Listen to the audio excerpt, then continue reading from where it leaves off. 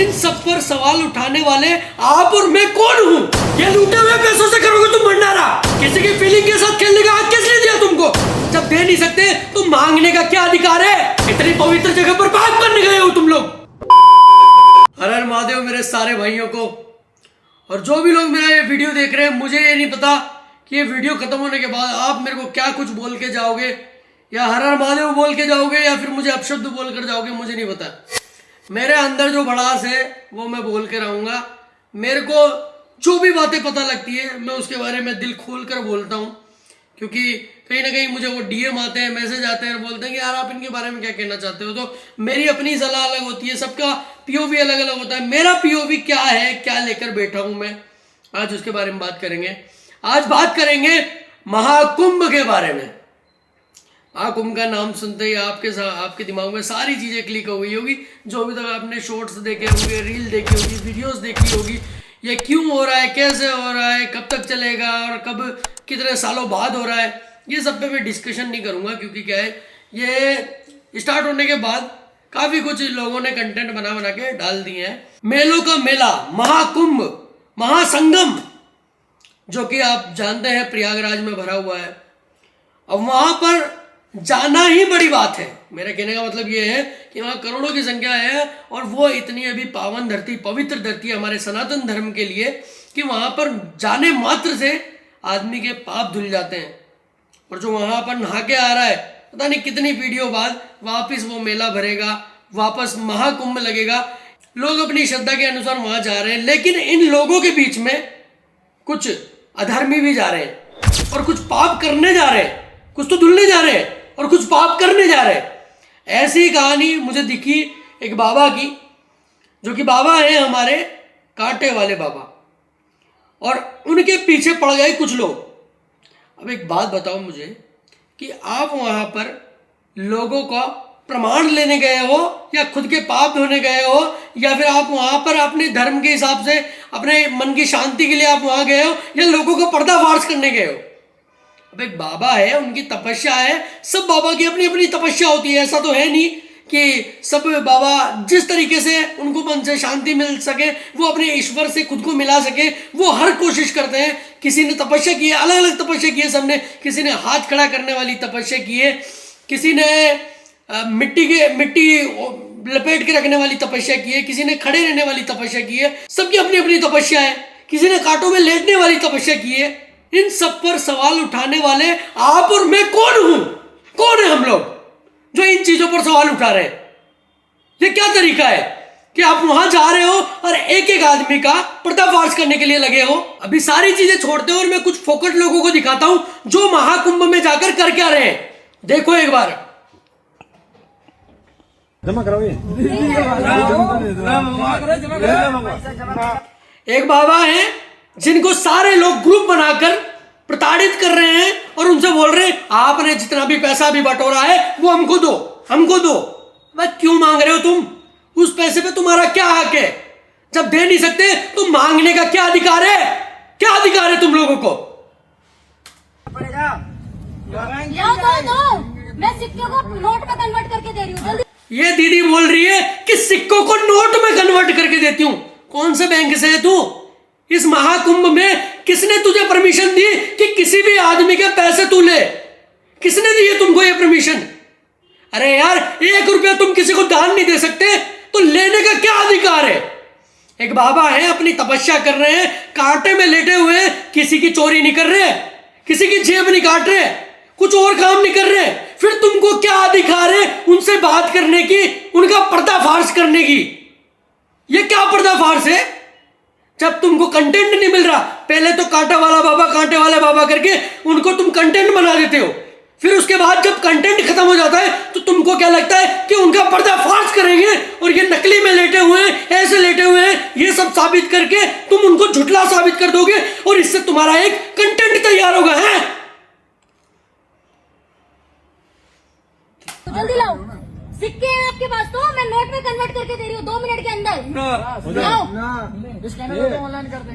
इन सब की बातें सुन के ना, ये बाबा की शक्ल देख के ऐसा लग रहा है कि यार ये कितने रुपए की बात होगी, ज्यादा से ज्यादा 2-2.5 हजार रुपए की। चिल्लर है वो सारे के सारे। उनको लेके पता नहीं ये जितने भी लोग हैं 4-5 लोग डंडा ये दीदी मैंने बोल रही है, इसके साथ 1-2 और जुड़ गए, बाकी लोग झुंड बनाकर देख रहे हैं कि हो क्या रहा है। ये जितने भी पैसे देने वाले हैं ना, ये सब पाप धुलने आए यहाँ पे। ये इसलिए देते हैं कि यार कहीं ना कहीं इन बाबा को हमारा पैसा लगेगा, हम अंदर से जो भी पाप धुलना चाहते हैं वो ऐसे ही धुलेंगे। आदमी नहा के सीधा अपना काम करके भी तो निकल सकता है, फिर क्यों घूम रहा है? जब आना है नहा के चले जाना है तो अपना काम करो ना। आगे देखो। अरे लाओ तो देओ तो जय जय महाराज जी। आप तो अभी तो बैठे थे, आपको तो पैसे की कोई मोह माया नहीं थी। ना अब आप अब ये बोल रही है कि आपको तो कोई पैसे की मोह माया नहीं होगी। पैसे की मोह माया? तू क्या फोकट घूमती है क्या? कोई काम धंधा नहीं करती क्या? कोई पैसे कमाने नहीं जाती बहन तू? तो तू बोल रही है मोह माया? बिना पैसे के कुछ नहीं है। एक रोटी तक नहीं मिलती है, एक पानी की बोतल 20 रुपए की बिस्लेरी की बोतल नहीं मिल सकती तुमको पैसे के बिना। और बात करते हो कि सब पैसा तो मोह माया है। ऐसा सबके लिए जरूरी है, किसके लिए जरूरी नहीं है? आपको मोह माया हो गई जल्दी, आप तो वहां से उठ के मोह माया हो गई। बच्चे हैं। अच्छा बच्चे अभी तो जन्माष्टमी मना रहे थे। वो बाबा रोते रोते ऐसे बोल रहे हैं कि यार मेरे भी बच्चे हैं, उनको भी खिलाना है, उनको खाना खिलाना है। लेकिन एक आदमी इनके पक्ष में बोलने वाला खड़ा नहीं हुआ।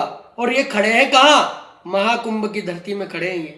ये ऐसे लोग हैं जिनके पास एक आदमी उनकी तरफ से बोलने वाला खड़ा नहीं हो रहा। इनकी सोच क्या है यार? मतलब बात वही होगी, साला हार्ड मांस खा के और चले सत्संग को। अरे अभी तो जन्माष्टमी मना रहे थे, रिकॉर्डिंग आया आपके पास? पूरी है। अभी तो आप जन्माष्टमी मना रहे थे, उसको जन्माष्टमी वो बाबा उधर रो रहे हैं, ये इधर हंस रहे हैं। रिकॉर्डिंग पड़ी है आपके पास? रिकॉर्डिंग पड़ी? जैसे तो इन्होंने ना बहुत बड़ा काम कर दिया। इन्होंने एक सोने की खदान को खोद दिया। प्राउड फील कर रहे हैं आपस में एक दूसरे में। देखो अभी ऐसा हो गया। मजे करने गए हो क्या तुम वहां पे? तुमने एक आदमी का दिल दुखाया है, एक आदमी का दिल दुखाया है तुमने। तुमको कितना पाप पड़ रहा होगा ये सोचो तो सही तुम। अब हम प्रयागराज में कुंभ में भंडारे में काम लेंगे। और अब आपके पास ये सब देख के ना तो मेरे को एक ही चीज लग रही है कि यार ये कंटेंट के लिए ना आदमी कुछ भी कर सकता है। ये लोग बोल रहे हैं कि हम आपका पैसा लेते हैं और भंडारे में दे देंगे। तो भंडारे में तुम खुद क्यों नहीं कर सकते?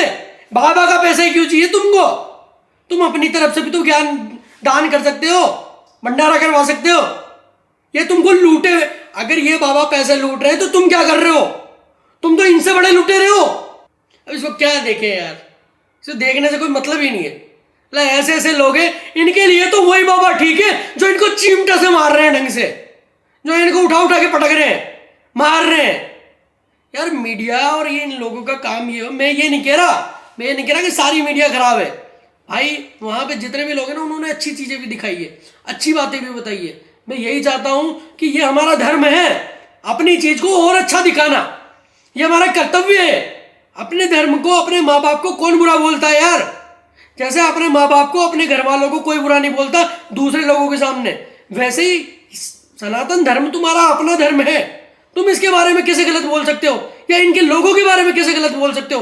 तुम्हारी आस्था है तो करो, नहीं आस्था है तो चले और जाओ ना, अपना रास्ता पकड़ो यार। क्योंकि अगर 2 पैसा मिल रहा है उनको वहां से, और वो अपनी आस्था से अपने दिल में सोच के आए हैं कि महादेव की कृपा से मेरा घर चल रहा है, तो तुम कौन हो? तुम कौन हो वो लोग जो बीच में जाके उनसे हिसाब मांग रहे हो? किस चीज का हिसाब मांग रहे हो तुम? अगर तुम इनसे हिसाब मांग रहे हो ना, तो ऊपर वाला तुमसे हिसाब मांगेगा। अब ये वीडियो एंड होने के बाद आपने पहले क्या किया, आप खुद सोचो। आप ही सब लोग हो वो जो चीज दिखती है सिर्फ उसी के पास भागते हो। महाकुंभ में तो इतने सारे साधु आए, इतने सारे महात्मा आए, हर किसी के पास तो तुम नहीं जा रहे, क्योंकि हर कोई तुमको पास बैठने भी नहीं दे रहा। लेकिन जो सीधे लोग हैं, जो सज्जन लोग हैं, जो सज्जन बाबा है, उनके वो कुछ नहीं बोलते। अगर वीडियो बन रहा है तो बन रहा है। अब वो पहले लेटे हुए थे, आराम से उनका कंटेंट शूट हो रहा था कि कांटे वाले बाबा आ गए, महाकुंभ में कांटे वाले बाबा आए। फिर उसके बाद उनके पैसे दिखाना चालू कर दिया तुमने कि इनके ऊपर तो कितने ज्यादा पैसे दिए जा रहे हैं, ये कितना अनाज की पोटलियां दी जा रही है। फिर उसके बाद तुम्हारा वही काम कि तुम सब लोग ऐसे उठाते हो, और आदमी सोच रहा है कि उसको कोई फर्क नहीं पड़ रहा, लेकिन दुनिया में यही होता है कि आप पहले उठाते हो फिर क्यों पटकते हो।